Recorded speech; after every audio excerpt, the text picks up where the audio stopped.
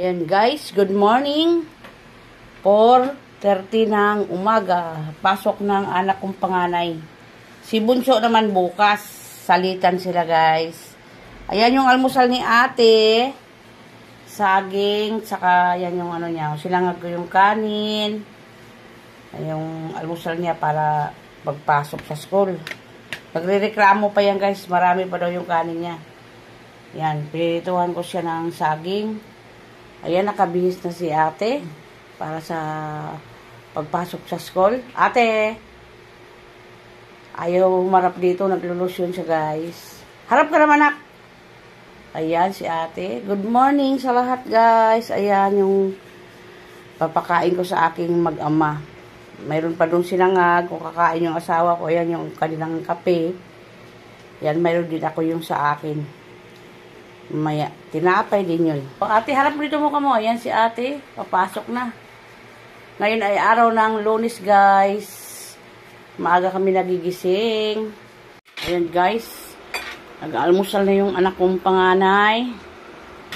Ulam ni ate, itlog, saka hotdog. Kala ko, inom ka ng kape, anak, malamig yan, tubig. Ayan, kakain tayo, guys. Ayan. Ayan si ate. Kakain na. Hirapan pa naman yan pag walang sabaw. Hirap maglulok. Ayan guys, alis na si ate tsaka si papa. Papunta sa school ni ate. 5. Good morning guys. 5. First day ng klase ngayon, 2024, July 29. Napapasok na kami. Daling araw. Ang umaga na ako guys. Ano pa lang, 5:05 ng umaga. Kailangan kasi umalis sila maaga guys kasi ang dami ng mga estudyante ngayon. Doon para magkasendo yung ayan may mga bunso ko naman, first day ng klase niya being high school. Grade 7. Bukas, umaga. 30. July 30 bukas. Ngayon kami muna alis. Ayan, paalis na sila guys. Si papa at saka si ate alis na. Yung baon mo, anak, kainin mo ha. Kailangan pinapaalahanan mo yung mga anak ko yan guys. Mga baon nila, pagkain nila. 5:00 ng umaga, alis na yung mag-ama ko. 6 o'clock, kailangan nandoon na sila sa school. Malapit lang naman eskwelahan ng mga anak ko dito guys. Kaso lang, traffic. Kailangan maaga. O, doon natin. Ayan, si ate. Guys, umaga na naman ako. Umaga na naman si ate. Ayan. Harap ka dito, te. Bye guys. Ayan. Ganda na anak ko ah. Ayan yung aking asawa. Ayan si ate. Mag-ingat kayo dyan. Palagi. Ingatan yung mga ano ha. Kainin yung mga baon. Walang baon yan eh. May baon. Pinadala ko biskuit yan. Saan yung Si Papa. Ayan. Ano yung isang stick na pinabili mo? Ha? Isang stick pinakabili ko yan. Hindi no. Nagloko kasi yung ilaw. Ayan. Paalis na sila ha. Ayun si ate sa baba. Yun, yung ilaw kong isa na lang natira. Ingat kayo dyan. Ayan yung aking mag-ama. Bye-bye. Ingat.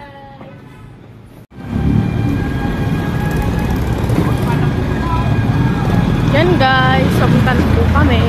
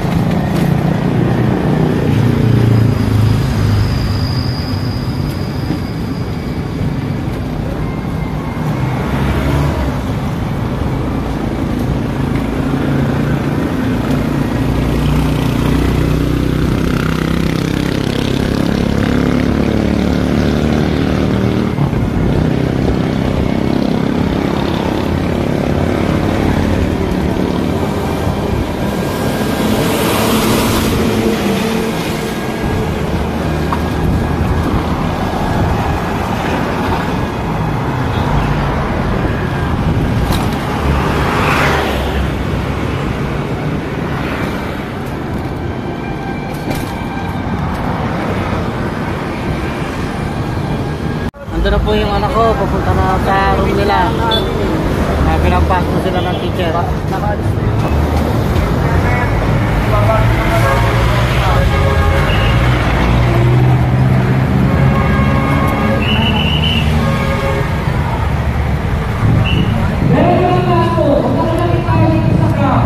Doon na yung anak ko nakapasok sa loob. Busy na ang umaga. Pasokan na ng mga bata.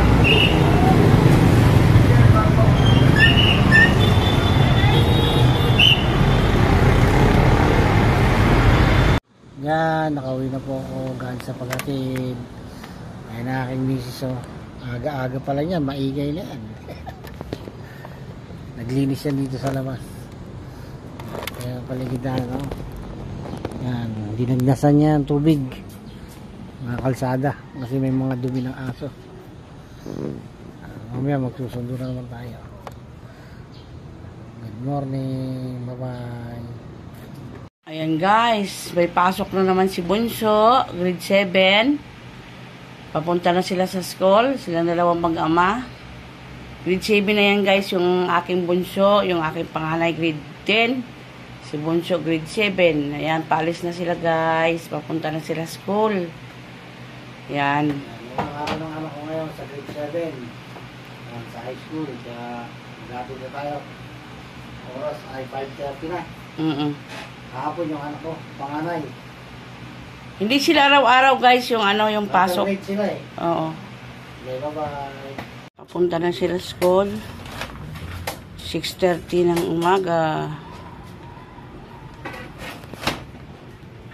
Naayos na sa ako yung sasakyan niya. Harap ko na. Yan si Bunso. Ihatid na ng tatay niya. Aalis na sila.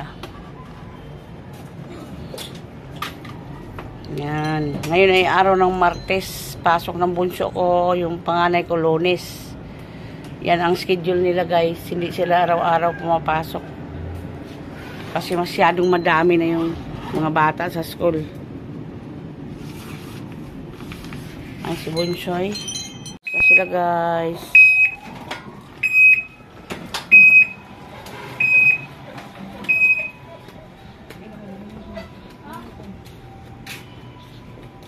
Ayan, alis na sila. Hello guys, alis na kami.